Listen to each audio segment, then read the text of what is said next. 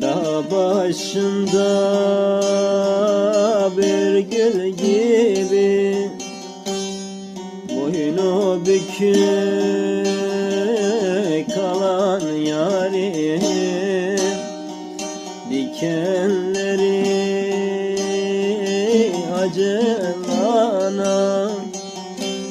yüreğime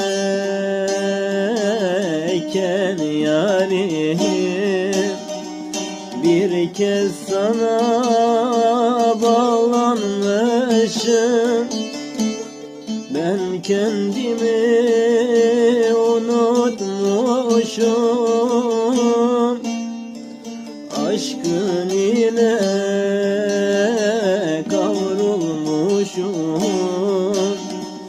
Sevdan beni kül eyledi. Berivanım,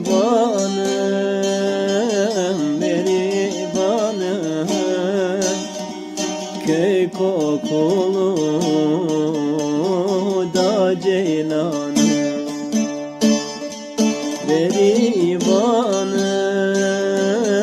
berivanım, köy kokulu da ceylanım. Berivanım,